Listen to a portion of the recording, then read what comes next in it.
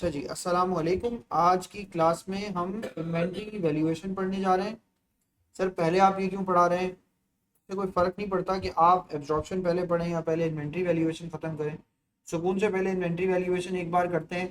जब तक कुछ आपको मैं उसामा भाई से कह के पास पेपर्स के क्वेश्चन भी मार्जिनल कॉस्टिंग के कुछ और रिविजन में करवा दूंगा, वहाँ भी आप काम को कवर कर लेंगे। अब सर ज़रा हेडिंग डालिए मेरे साथ साथ। सर आपका एक टॉपिक है जिसका नाम है सर इन्वेंट्री वैल्यूएशन। हम इन्वेंट्री वैल्यूएशन पढ़ने जा रहे हैं। कॉस्टिंग का पार्ट है ना, इसीलिए तो पहले पढ़ रहे हैं। चलें सर। सर हमारे पास अब जो टॉपिक है वो है सर इन्वेंट्री वैल्यूएशन। तो जैसे अभी अभी खिजर भाई ने पूछ लिया है, मैं सबको फिर दोबारा आगाह कर रहा हूँ। हम पहले कॉस्टिंग कवर कर रहे हैं, तो ये टॉपिक बिल्कुल आप बिल्कुल ना समझें कि ये फाइनेंशियल का पार्ट है, बल्कि inventory valuation is a part of cost accounting. यानी ये आपके पेपर टू का आखिर का, ये आपके पेपर टू के आखिरी के 30 मार्क्स का क्वेश्चन हो सकता है। बिल्कुल हो सकता है, कोई 2-3 मार्क्स का पार्ट हो सकता है, 4-3 एमसीक्यूज हो सकते हैं। ये ऐसा क्वेश्चन है। और ये बात समझ में, ranging from 1 mark in your exam to the like 30 marks of your exam, कुछ भी पूछ सकता है इसमें से। सर सबसे पहले तो मैं आपको एक बात बताने जा रहा हूँ कि अगर ये कॉस्ट अकाउंटिंग का पार्ट है तो सबसे पहले सर इसके अंदर एक लॉ है, जिस लॉ को हमें पढ़ना है। सर इन्वेंट्री का मतलब क्या सर? इन्वेंट्री को सर दुनिया में कुछ स्टैंडर्ड्स होते हैं। दुनिया में क्या होते हैं sir? International accounting standard, IAS। मैं यहाँ लिख भी देता हूँ सर, इंटरनेशनल अकाउंटिंग स्टैंडर्ड 2। ये क्या होते हैं सर? आज तक तो कभी नहीं सुने हमने। बेटा आपने इसलिए नहीं सुने,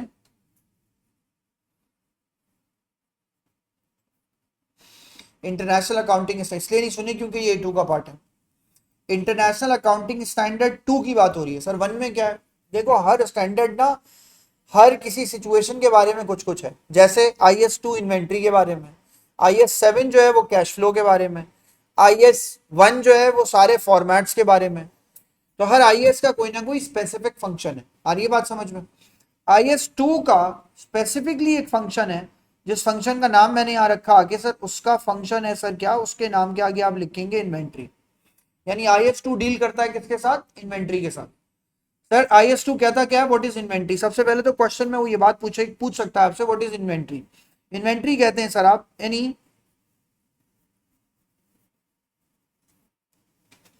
anything that has been purchased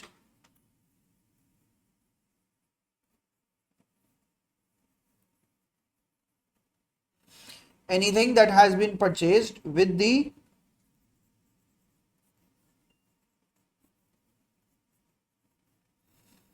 intention to resale, anything that has been bought with an intention to resale।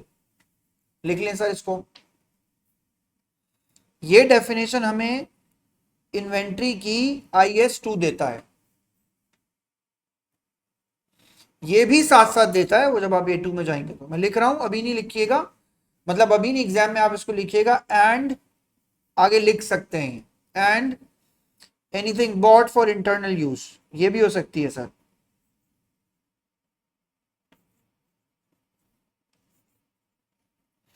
इससे क्या मतलब है A2 में सीखिएगा, इंटरनल यूज। ये आपकी डेफिनेशन का जो लास्ट हिस्सा है ये A2 में जाके समझ लीजिएगा। आसान आसान से लफ्ज बताने के लिए आपको बताऊं सर, ये एकेडमी है, इसमें व्हाइट बोर्ड लगा हुआ है, बोर्ड मार्कर यूज होते हैं ना सर? बोर्ड मार्कर्स यूज होते हैं ना sir?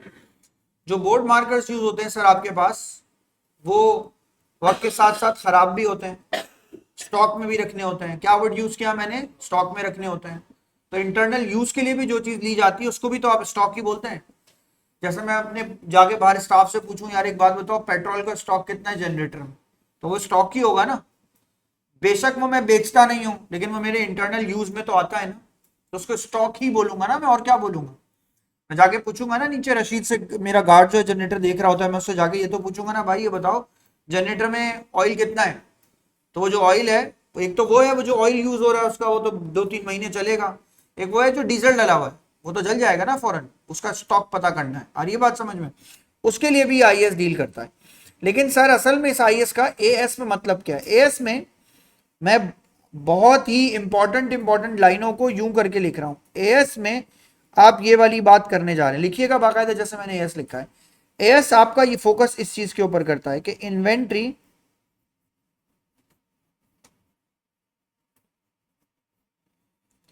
should be valued at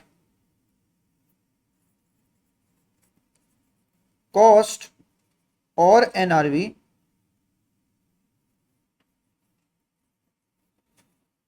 whichever is lower. Inventory should be valued at cost or NRV whichever is, बता रहा हूं। ये सर आपका IAS, ये कौन कहता है, पहले तो मैं आपको ये बात बताऊं, ये कहता है IAS क्या, IAS 2 ये बोल रहा है। आपको ये बात अब रट लेनी है कि इन्वेंट्री किस पे वैल्यू की जाती है। फिर से बोले किस पे वैल्यू की जाती है, या कॉस्ट पे या एनआरवी पे, और या तो दोनों में से किस पे, कम पे या ज्यादा पे, जो दोनों में से क्या हो, कम। ये इंपॉर्टेंट बात है। विच एवर इज क्या, विच एवर इज लोअर। अब सुनिए सर, सबसे पहले एनआरवी तो समझा दें। मैं एनआरवी को समझाने से पहले ना, पहले आपको बेसिकली कॉस्ट समझाता हूं, फिर एनआरवी समझाता हूं। कॉस्ट क्या होती है सर, इन्वेंट्री की कॉस्ट किसको बोलेंगे आप, इन्वेंट्री की कॉस्ट आप बोलेंगे परचेज प्राइस, आपने इन्वेंट्री जितने की खरीदी, plus any expense incurred to make inventory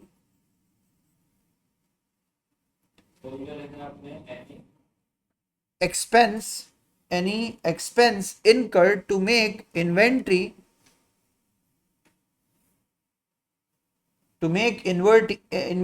converted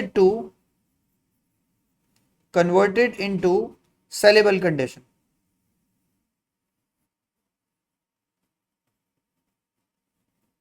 ये डायरेक्ट लिख सकता था मैं, to convert an expense incurred to convert an inventory into sellable condition.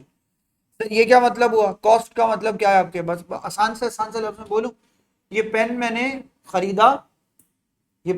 खरीदा, बगैर बॉक्स के नहीं बेच सकता, तो पेन को पहले बॉक्स में डालूंगा, उसकी कॉस्ट इनकर्ड होगी। कस्टमर तक मैं खुद पहुंचाता हूं, तो कस्टमर तक पहुंचाने वाली कॉस्ट तो सर इन्वेंट्री नहीं है। इन्वेंट्री की कॉस्ट कहां तक है, फिर से सोचिए, जापान से आपने गाड़ी खरीदी, आपके वेयर हाउस तक आने के लिए उसे बहुत सारे खर्चे करने। फर्ज करें 2 मिलियन की गाड़ी है, 2 मिलियन आपने उस पर क्या खर्च किया, फ्लीट चार्जेस, एक मिलियन उस पर आपने क्या खर्च किया, ड्यूटी, 50 लाख की गाड़ी हो गई। जवाब दें, आप गाड़ी को कॉस्ट को क्या बोलेंगे, 20 लाख या 50 लाख, गाड़ी की कॉस्ट आपको क्या पड़ी, 20 लाख या 50 लाख, 50 लाख। तो कॉस्ट क्या चीज होती है, कॉस्ट वो होती है जब तक गाड़ी सेलेबल कंडीशन तक ना आ जाए, उस वक्त तक आप उस पर जो भी खर्चा करते हैं वो उसकी कॉस्ट है। और ये बात समझ में, सर दोबारा से बोलें कोई, यार देखो एक तो बड़ा आसान सा फॉर्मूला है, मार्जिनल कॉस्टिंग पढ़ चुके हो, ज्यादा इतनी बात करने से। सर जवाब दें, ये जो पेंसिल है इसके अंदर मुझे जवाब दें, प्लास्टिक है, इसके अंदर सर एक सिस्टम, एक मदरबोर्ड आईसी लगी होगी, यस, एक इसके अंदर क्या होगा, एक इसके अंदर सेल भी होगा जो चार्ज हो रहा है। जवाब दें सर, ये पेंसिल जब तक मैं कंप्लीटली शक्ल में ना ले आऊं, इसको कोई खरीदेगा, इसको इस यूजफुल फॉर्म में ना लाऊं, जवाब दें कि ये पेंसिल खरीदेगा सर, नहीं ना। तो जब तक ये पेंसिल सेलेबल कंडीशन में नहीं कन्वर्ट हो जाएगी, जब तक तो मैं इसे बेचूंगा भी नहीं। तो इसका मतलब है मैंने इसका रॉ मटेरियल खरीदा सर, मैंने इसके ऊपर कुछ खर्चा किया, इन सबको मैंने प्लस किया, जो कि मैन्युफैक्चरिंग अकाउंट ओ लेवल्स में पढ़ के आए हो बच्चे, कॉस्ट ऑफ प्रोडक्शन जिससे निकालते हो, वो है सर ये कॉस्ट। आप कॉस्ट निकालते हैं किसी चीज की, और ये मेरी बात समझ में।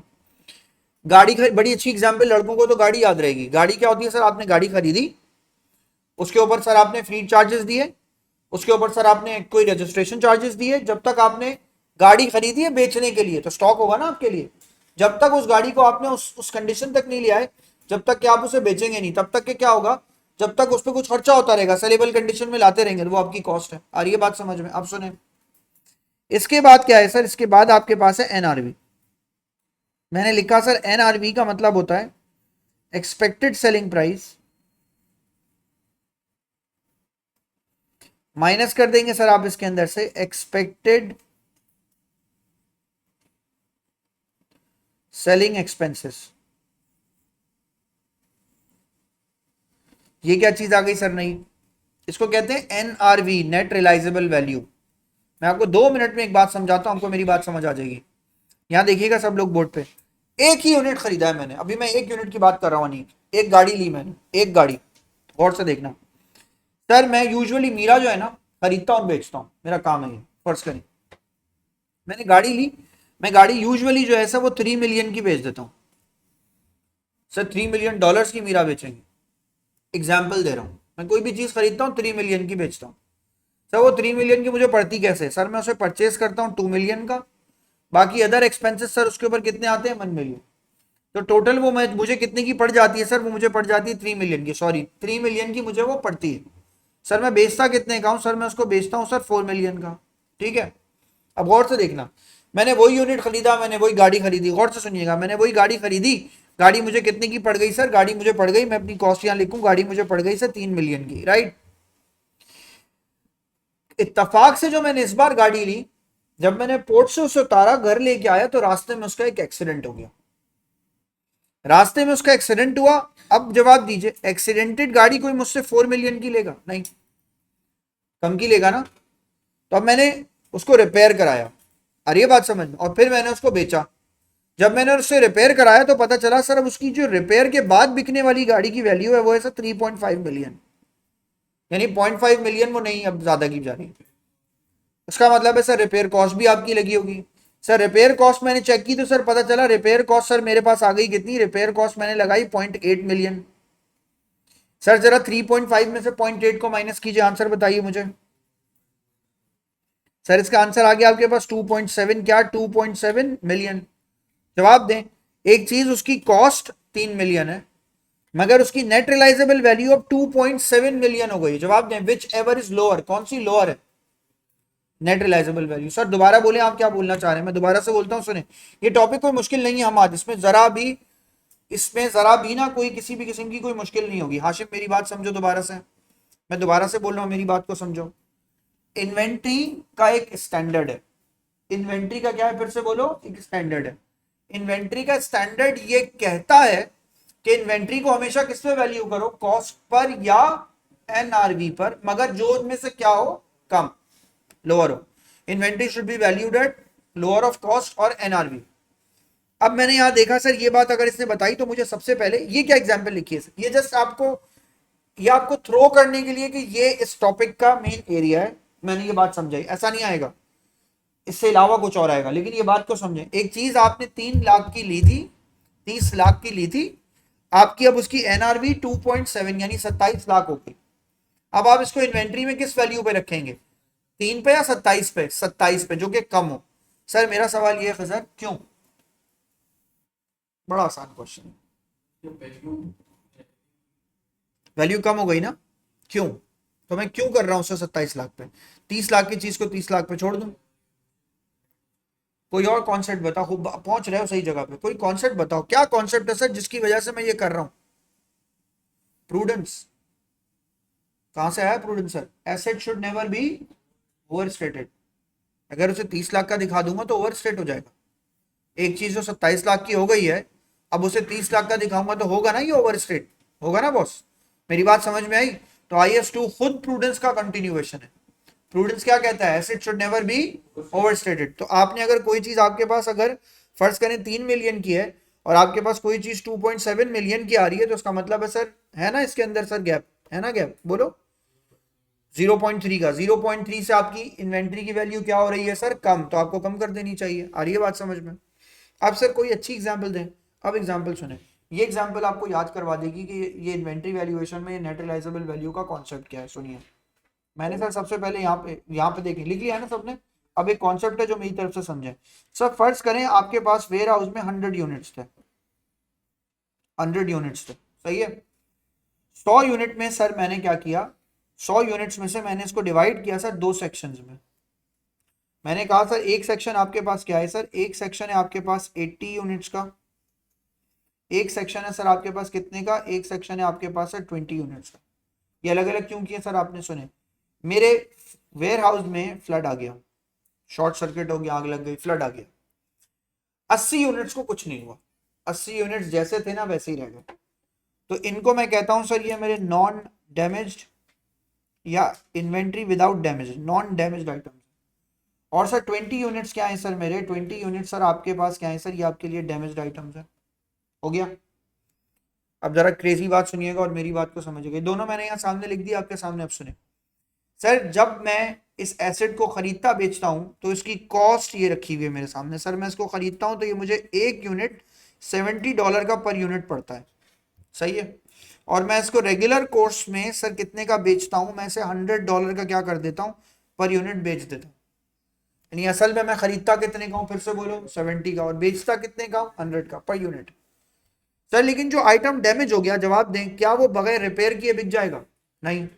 और सर रिपेयर करने के बाद भी ईमानदारी से बताओ, अच्छा पढ़ा लिखा मुल्क होगा, पाकिस्तान नहीं होगा, अगर पाकिस्तान में तो खराब भी होगा तो आपको चूना लग जाएगा ना।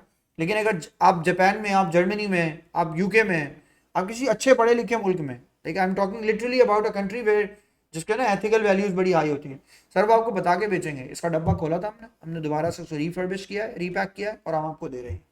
इसका नाम होता है ना रिफर्बिश्ड, वो यही। और ये बात समझ में। लेकिन सर जवाब दे, रिफर्बिश क्या उतने का बिकेगा जितने का एक्चुअली बिकता है, या कम का बिकेगा? सर मैंने कहा वो बिकेगा आपके लिए कितने का, वो बिकेगा सर 78 का। ये उसकी, ये अब उसकी कौन सी सेलिंग प्राइस हो गई, एक्सपेक्टेड। आ रही है बात समझ में? सर 78 क्या बगैर खर्चा किए बिक जाएगा? नहीं, फोन को खोलना पड़ेगा, शायद हो सकता है किसी की बैटरी चेंज करनी पड़ जाए, शायद हो सकता है किसी का डब्बा चेंज करना पड़ जाए। तो सर एक्सपेक्टेड आपके पास इसका एक्सपेंस भी आएगा। इसको एक्सपेक्टेड एक्सपेंस बोल रहा हूं मैं, सही है। एक्सपेक्टेड एक्सपेंस कितने का आएगा सर, वो आएगा सर $9 का। आ गया सर, आ रही है मेरी बात समझ में? लेकिन ये जो एक्सपेंस है ये किसके ऊपर आ रहा है, सारी इन्वेंट्री पे या सिर्फ 20 यूनिट्स पे? सिर्फ 20 यूनिट्स पे। इन जो डैमेज यूनिट्स हैं उनके बारे में अब आप बात करेंगे सर। जो डैमेज यूनिट्स हैं उनकी आप क्या निकाल लेंगे, एनआरवी। सर जवाब दें, जब मैं इनकी एनआरवी निकालूंगा तो क्या निकलेगा, 78 में से क्या माइनस करूंगा, 9। सर जवाब दीजिए, इसकी एनआरवी कितनी आ गई सर मेरे पास, इसकी एनआरवी आ गई 69। सर ये कितने का खरीदा हुआ है, सर ये खरीदा हुआ तो 70 का है। जवाब दें, अब $70 वर्सेस $69, किसको पिकअप करूं, 69 को। आ रही है मेरी बात समझ में? तो इसका मतलब है सर जो इन्वेंट्री को कुछ नहीं हुआ उसको कुछ भी नहीं करेंगे, नहीं, उसको कुछ करने की जरूरत ही नहीं है। सर उस पर एनआरवी नहीं निकालेंगे, निकालेंगे, उसका एनआरवी देख लें, क्या उसका एनआरवी है ही 100। सर ये कैसे बता आपको, भाई इतने का बिकेगा ना, कोई एक्सपेंस है नहीं, तो 100 माइनस एक्सपेंस क्या हो गया, 100।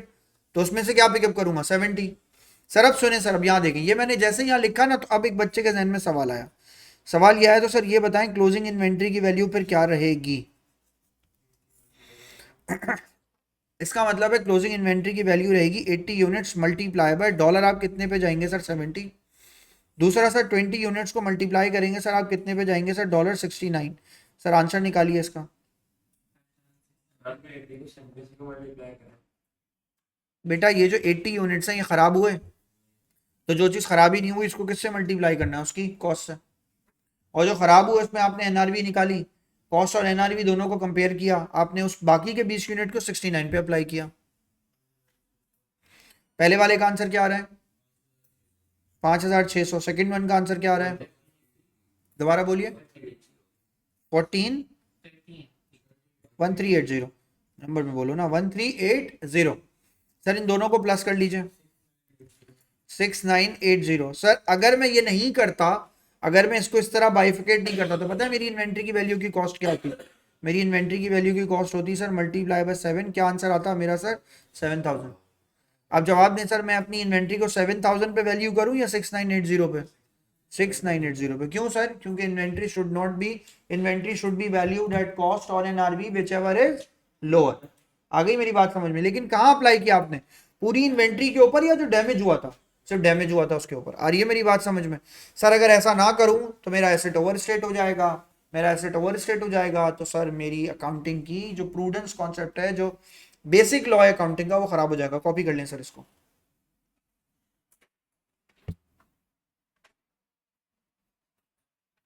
बिल्कुल ऐसे ही रमेश, आप बहुत डैमेज और नॉन डैमेज दोनों को ऐड करेंगे। हमाद बेटा मेरी बात समझ में, हमाद ये सिर्फ कॉन्सेप्ट है, हाशिम ये कॉन्सेप्ट है, इसके ऊपर वर्किंग कुछ और है। ये कॉन्सेप्ट है, आपको कॉन्सेप्ट समझाने के लिए जो मैंने ऊपर लाइन लिखी थी वो समझाई। Hammad thumbs up.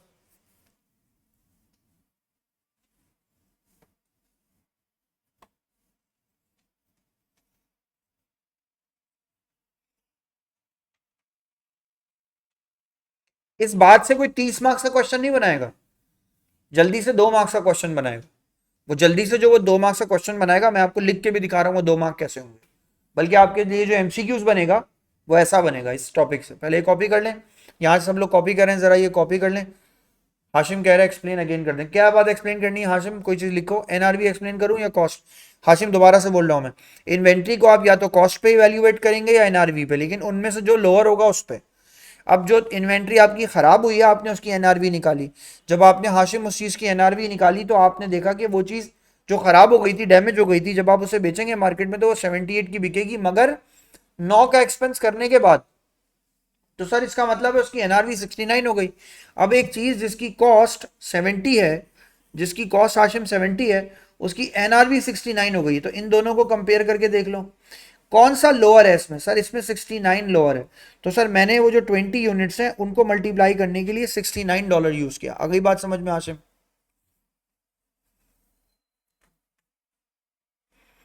हाशिम सही है।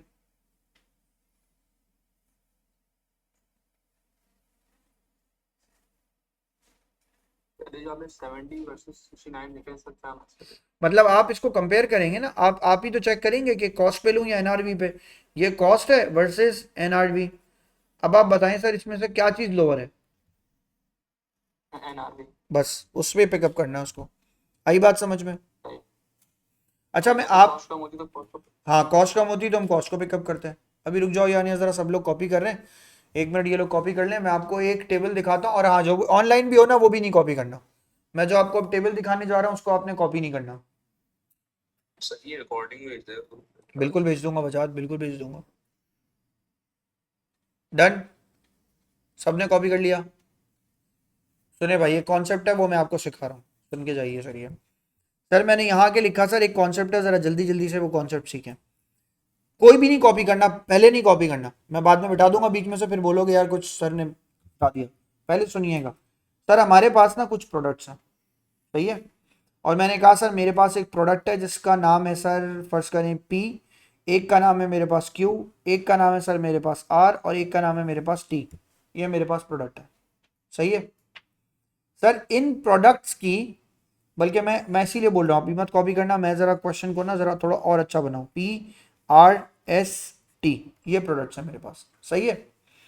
सर मैंने कहा जितनी भी मेरे पास प्रोडक्ट्स हैं उन प्रोडक्ट्स के लिहाज से मेरे पास सर उनकी कॉस्ट या उनकी एनआरवी मौजूद है। वो कैसे? अब सुने, मैं एक डाटा बनाता हूँ और डाटा बना के आपको दिखाता हूँ। आपको ज़्यादा अच्छी बात ना इससे समझ में आएगी।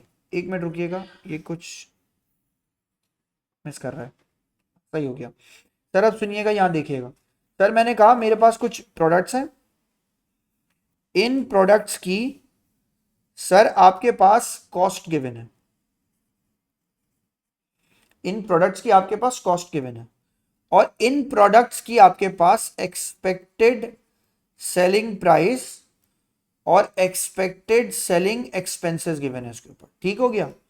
और आपके पास क्या गिवन है? आपके पास इसकी एनआरवी निकलेगी। और ये बात समझ कैसे निकलेगी? जब मैं एक्सपेक्टेड सेलिंग प्राइस में से एक्सपेक्टेड सेलिंग एक्सपेंसेस को क्या कर दूंगा? माइनस। सुनिए सर, तो पहला कॉलम आपके पास किसका आएगा सर? कॉस्ट का। फिर एक कॉलम आपके पास किसका आएगा सर? एक्सपेक्टेड सेलिंग प्राइस का। फिर आपके पास एक कॉलम किसका आएगा सर? एक्सपेक्टेड सेलिंग एक्सपेंसेस का। पहले मुझे कॉपी करने दीजिएगा, इस तरह की इलस्ट्रेशन ना आपकी बुक्स में ए लेवल्स में है नहीं, मैं आपको ड्रॉ करके दिखाने की कोशिश कर रहा हूँ। जरा सी बात को पहले समझिएगा। उसके बाद फिर आपके पास लास्ट कॉलम किसका आएगा? लास्ट कॉलम आएगा सर आपके पास किसका? एनआरबी का। अब एक कॉलम और बनना चाहिए। एक कॉलम किसका बनना चाहिए सर? एक कॉलम आपका बनना चाहिए सर किसका? टोटल का। टोटल का यानी मल्टीप्लाई करके आप इसका टोटल निकालेंगे। सुने सर, आप करते ही हैं, सुने सर, ये लास्ट कॉलम है ना हाईलाइटेड, ये बड़ा इंपॉर्टेंट है। सर आपने कोई चीज खरीदी हुई है, फर्ज करें 60 की, दूसरी चीज आपने खरीदी हुई है सर 48 की, ऐसा आपने खरीदा हुआ है सर 56 का, उसके बाद आपने टी खरीदा हुआ है सर फर्ज करें सर 4 का, सही है, 4 का, या 7 का कर लें, 78 कर लें इसको, चलें 78 कर लें, सही है। ये कोई भी एग्जाम्पल के तौर पर मैं लिख रहा हूं सर। अगर मैं इसको बेचूंगा तो ये चीज सर मेरे पास से बिकेगी 90 की, इस पे एक्सपेक्टेड सेलिंग एक्सपेंस है सर मेरा 10 का। दूसरी चीज सर आर में जब बेचूंगा तो सर वो मैं बेच सकता हूं सर 52 का, उस पर मेरा एक्सपेक्टेड सेलिंग एक्सपेंस है 6 का। फिर सर एस की वैल्यू कितनी है? एक्स की, एस सर मैं बेचता कितने का हूं सर? मैं बेचता हूं 61 का, और सर उस पर मेरा एक्सपेंस कितने का होता है? 2 का। और सर टी को जब मैं बेचता हूं तो टी को सर मैं बेचता हूं कितने का, टी बिकेगा सर मेरे पास से 85 का, मगर उस पर एक्सपेंस होगा सर मेरा 20 का। आ रही है बात समझ में? सर अब जवाब दीजिए एनआरवी कैसे कैलकुलेट करूं? मत करो खजर कॉपी। एनआरवी कैसे कैलकुलेट करूं? पहले वाले का एनआरवी क्या आएगा 80, दूसरे का एनआरवी क्या आएगा सर 46, तीसरे का एनआरवी क्या आएगा 59, और लास्ट वाले का एनआरवी क्या आएगा सर आपके पास 65। मैं जो हाईलाइट कर रहा हूं वो चेक करें, अब आपको खुद ही बात समझ में आ जाएगी। जवाब दें सर, कॉस्ट ज्यादा है या एनआरवी पहले वाले की पी की? एनआरवी ज्यादा है। लोअर कौन सा है? इस पे पिकअप करेंगे। आ रही है बात समझ में? सर क्या पिकअप करेंगे वो मैं अभी बताता हूं क्या पिकअप करेंगे। सर आगे बताएं, 46 या 48? सर ये वाला पिकअप करेंगे जो लोअर है। सर अगले वाले में क्या पिकअप करेंगे, 56 या 59? 56 कॉस्ट पिकअप करेंगे। लास्ट वाले में क्या पिकअप करेंगे सर 64, 65। सर इसका आंसर आपके पास आएगा सर यहाँ पे 65। तो सर इसको मैंने हाईलाइट किया, ये पिकअप करेंगे। अब सुने, अगर फर्ज करें इनके यूनिट्स गिवन और लिखा होता है इसके 200 हैं, इसके 250 हैं, इसके जो हैं वो 280 हैं और इसके 300 यूनिट्स हैं, फर्ज करें। तो अब मैं यूनिट्स को किससे मल्टीप्लाई करता, इसको मैं किससे मल्टीप्लाई करता 60 से। तो 200 को 60 से मल्टीप्लाई कीजिए, आंसर कितना आ रहा है आपके पास 12,000। सर जवाब दीजिए 250 को मल्टीप्लाई करता 46 से 11,500। फिर सर 280 को किससे मल्टीप्लाई करता 56 से मल्टीप्लाई करें 15,680, 15,680, 12,000 है, 15,680। लास्ट बताइए 19500। सर ये आंसर आ गया। इन सबको प्लस कर लें जल्दी जल्दी, कहा सबको प्लस कर लो। 12,000 प्लस 11,000, दोबारा बोलें। सही है सर, इसका टोटल आ गया 58,660। अब जवाब दें सर, क्या जवाब दें, क्या सारा का सारा इन्वेंट सारी की सारी इन्वेंट्री क्या कॉस्ट पर है या कुछ कॉस्ट पर है कुछ एनआरबी पर? ऐसा देगा आपको एमसीक्यूज, वो एमसीक्यूज दे देगा आपको, सारी वैल्यूज लिख देगा, आपको टोटल कॉस्ट निकाल के बतानी होगी उसकी। और ये बात समझ में आपको, यानी inventory should be valued eight क्या, कॉस्ट और NRB, which ever is lower. अब सुने सर, अभी थोड़ा सा टाइम बाकी है क्लास का, आप कॉपी कर लें, मैं फिर आगे बात करूं। कल बहुत अहम क्लास है, कल मैं आपको अनाउंस कर रहा हूं, कल अगर आपने क्लास में आके क्लास लेनी हो तो बेस्ट हो जाएगा। जी जी, लोअर वाली वैल्यू से मल्टीप्लाई किया, कितने बजे? 4.5, 5.5, 4.5 से 5.5। लेकिन कल अभी कॉस्ट अकाउंटिंग होगी, अभी कॉस्ट अकाउंटिंग होगी, कब तक होगी, जब तक कॉस्ट अकाउंटिंग खत्म नहीं हो जाएगा, नेक्स्ट वीक में खत्म हो जाएगा। समझ आ गई बात?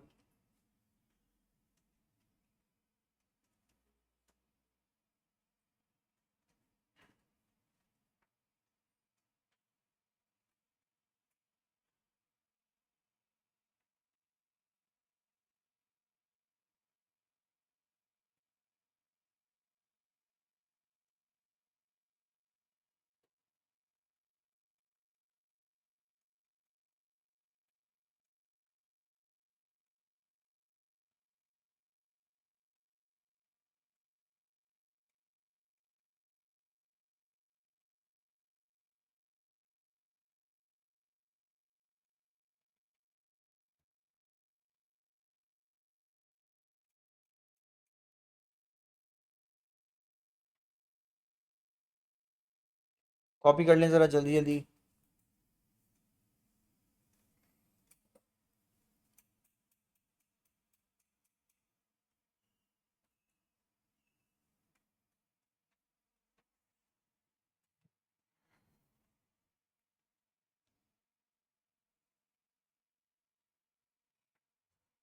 डन, आगे बात करें। डन, निक हो गया, रमीशा हो गया कॉपी, रमीशा, जैर, सिद्रा, सिद्रा कॉपी हो गया। सिद्रा को देखा आज मैंने नीचे स्क्रॉल करके, समझ में आया मुझे कि सिद्रा भी क्लास में होती है। Thank you Sidra, Sidratul Muntaha. Done है सर, चले सर अब स्टार्ट लेसन यहाँ से देखें। डन है, यहाँ तक कॉपी कर लिया। अब सुने सर, यहाँ देखें और मेरी बात सुने। गौर से सुनिए सर, आपके पास आपके कोर्स में इन्वेंट्री वैल्यूएशन ये जो टॉपिक है, पहले ये, अब असल कोर स्टार्ट हो रहा है इसका, जो आपको 30 मार्क्स के लिए करना होता है, मतलब वो तो 4 5 6 मार्क्स है ना, अब असल कोर एरिया है सर। सर इन्वेंट्री वैल्यूएशन जो है ना, वो पहले आपके कोर्स में 3 हिस्सों में डिवाइडेड था। बेसिकली इन्वेंट्री वैल्यूएशन क्या, इन्वेंट्री वैल्यूएशन मेथड्स आपके कोर्स में पहले 3 हिस्सों में डिवाइडेड थे, अब नहीं। अब आपके कोर्स में पहले क्या थे, पहले आपके पास था सर फीफो। फीफो का मतलब होता था आप यूनिट को किस तरह खरीदते बेचते थे, फर्स्ट इन फर्स्ट आउट। आप इसको जो चीज पहले खरीदते थे उसे सबसे पहले बेचते थे। ऐसा कब करते हैं पता है, पेरिशेबल गुड्स में।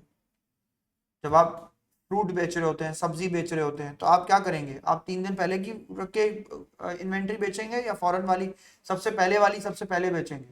सबसे पहले वाली सबसे पहले बेचेंगे, वरना नहीं बेचूंगा तो खराब हो जाएगी। मैं अगर पुरानी चीज को पड़े रहने दूंगा तो पुरानी वाली तो खराब हो जाएगी ना भाई। फर्स्ट इन फर्स्ट आउट कब करते हैं, जब पेरिशेबल गुड्स हो। सर कोई और पेरिशेबल गुड्स की एग्जांपल है? मेरी बेटी को एक दवा होती है, वो नेबुलाइजर के थ्रू लगती है, उसका नाम है HTC। वो प्रोड्यूस होती है, उसके पास सिर्फ 5 दिन का टाइम होता है यूज करने का, उसके बाद वो एक्सपायर हो जाती है। विद इन 5 डेज, इवन वो फ्रिज में रहे तो भी एक्सपायर हो जाती है।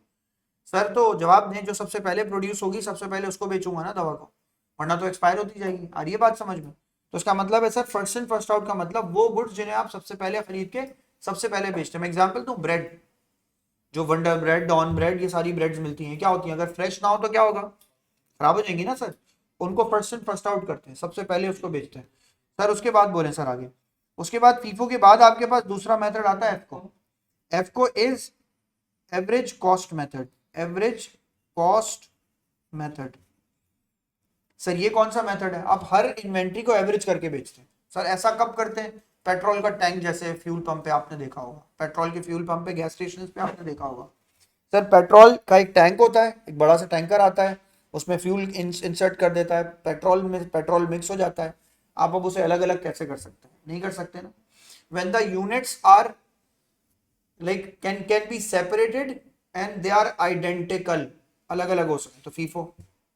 लेकिन जब units can not be like separated, जब वो अलग अलग ही नहीं हो सकते, तो सर आप क्या यूज करेंगे, एफ को। आपका जो जो डेयरी फार्मर्स होते हैं उनके पास एक बड़ा सा कंटेनर होता है, वो उसमें मिल्क को इंसर्ट करते हैं, सारा मिल्क उसमें जाता है, देखा है कभी दुकानों पे रखा होता है सिल्वर रंग का बड़ा सा हो, तो सर वो एवरेज ही करके तो बेच रहे होते हैं। पेट्रोल भी ऐसा ही होता है सर, पेट्रोल भी एवरेज करके ही बेचते हैं आप यूजुअली। सर इसके अलावा क्या हम न्यूटेला को नहीं बेच सकते एवरेज करके? कर सकते हैं, मैं कब मना कर रहा हूँ, लेकिन मैं आपको एक जनरल परसेप्शन दे रहा हूँ। एवरेज भी यूज करते हैं और फीफो भी यूज करते हैं, बात समझ में आ रही है? फर्स्ट करें आपका रेस्टोरेंट है, आप क्या करेंगे, एवरेज करके चीजों को बेचेंगे या फर्स्ट इन फर्स्ट आउट करेंगे? फर्स्ट इन फर्स्ट आउट करेंगे ना, चीजें खराब ना हो जाए पहले बेचो। आ रही है बात समझ में? लेकिन एवरेज कब करेंगे, एवरेज जब करेंगे जब चीजों के खराब होने का डर कम होगा, या तो आपकी इन्वेंट्री का ना टर्नओवर बहुत हाई होगा, जल्दी जल्दी बिक जाती है। आ रही है बात समझ में? तीसरी चीज अब आपके कोर्स में नहीं है, तीसरी चीज लेकिन लिखनी पड़ती है हमेशा, तीसरी चीज है लीफो। लीफो का मतलब क्या है सर, लीफो का मतलब है sir last in first out, जो सबसे आखिर में आई है उसे सबसे पहले बेच दो। सर ये अब नहीं होता दुनिया में, आ रही है बात समझ में? अब ऐसा कुछ भी काम हम लास्ट इन फर्स्ट आउट वाला काम दुनिया में नहीं करते। अकाउंटिंग इंटरनेशनल स्टैंडर्ड ने इस वाले मेथड को खत्म कर दिया, तो आपके कोर्स से ऑटोमेटिकली खत्म हो गया। अब 2 मेथड्स बचे आपके कोर्स में, पहला कौन सा फिर से बोलो, फर्स्ट इन फर्स्ट आउट। दूसरा मेथड कौन सा है सर आपके पास, एफ को, एवरेज कॉस्ट मेथड। और तीसरा मेथड कौन सा है आपके पास, लीफो, मगर LIFO is not in your course. अब सुने, इन दोनों मेथड्स को सॉल्व करने के लिए दो दो तरीके हैं। ये इसने ना खाम खा खिजर ने किसी को बोल दिया, और खिजर की बात सुन के ना कोई ये सोच रहा है ये बहुत मुश्किल है, दुआएं मांगते हैं बच्चे ये पेपर में आए। बिल्कुल भी मत डरे, बहुत आसान सी चीज है। फीफो को सॉल्व करने के लिए भी 2 तरीके हैं, ऊपर 2 मेथड्स हैं। अब कंफ्यूज मत होना, पहले प्रीवियसली कितने मेथड्स थे, 3, अब कितने मेथड्स हैं, 2। उन 2 मेथड्स को सॉल्व करने के 2 तरीके हैं। There are 2 ways to get the solution of these 2 methods। आ रही है बात समझ में? एक मेथड आएगा सर आपके पास, उसका नाम मैंने यहाँ मेंशन किया आगे, पीरियोडिक। दूसरे का नाम मैंने यहाँ के मेंशन किया सर, दूसरे का नाम है सर आपके पास परपेचुअल। 2 मेथड्स हो गए आपके पास, आ रही है बात समझ में? इसी तरह एफको को भी सॉल्व करने के 2 हैं सर, क्या है सर, पीरियोडिक, और दूसरे का मेथड का नाम है सर आपके पास परपेचुअल। सर एक आसान सा लफ्ज बोलूं आपको, ये बड़े मुश्किल मुश्किल लफ्ज बोल दिया ना मैंने, नहीं क्या आसान सा लफ्ज बोलूं, लेजर बैलेंस सुना है अपने मेथड, टी अकाउंट बनाते हैं जो, टी अकाउंट में बैलेंस कब निकलता है? हर ट्रांजैक्शन के बाद या महीने के आखिर में? और रनिंग बैलेंस मेथड जिसपे बैंक स्टेटमेंट बनती है उसमें क्या होता है? हर लाइन के बाद। पीरियोडिक लेजर है और परपेचुअल रनिंग बैलेंस मेथड है। रनिंग बैलेंस मतलब जैसे इन्वेंट्री आएगी आप एक ट्रांजैक्शन के बाद बैलेंस निकालेंगे, और पीरियोडिक वो होगा पूरे महीने के बाद बैलेंस निकालेंगे। और ये बात समझ में ज्यादा एक्यूरेट कौन सा होगा? जो महीने के बाद बैलेंस निकलेगा या हर ट्रांजैक्शन बाद बैलेंस निकलेगा? जो हर ट्रांजैक्शन बाद निकलेगा। ज्यादा एक्यूरेसी किस में होगी? परपेचुअल में। क्या नाम है था उसका? परपेचुअल। अब सर सुने, यहां देखें, मेरी बात सुने। ये जो पीरियोडिक है सर और ये जो परपेचुअल है फीफो का, सर इनके आंसर्स हमेशा क्या होंगे? मैंने यहां लिखा इनके आंसर्स हमेशा क्या होंगे सर? मैंने यहां मेंशन किया आगे सेम। आ रही है बात समझ में? लेकिन सर एफको के, पीरियोडिक के और परपेचुअल के आंसर सेम नहीं होते सर। स्लाइट डिफरेंस होता है दोनों में। वो मैं काम जब आपको करा रहा हूँ तब मैं आपको बता दूंगा, लेकिन मैंने आपको शुरू में ये बता दिया कि सर इनके आंसर्स में स्लाइड्स आपके पास क्या आएगा? स्लाइट डिफरेंस आएगा। आ रही है मेरी बात समझ में? सर इसे कॉपी कर लीजिए, फिर उसके बाद आगे कहानी को आगे देखते हैं, नेक्स्ट क्लास में देखेंगे। सर इसे कॉपी कर लीजिए, नेक्स्ट क्लास में मिलते हैं फिर। रमीशा एग्जाम्पल नेक्स्ट क्लास।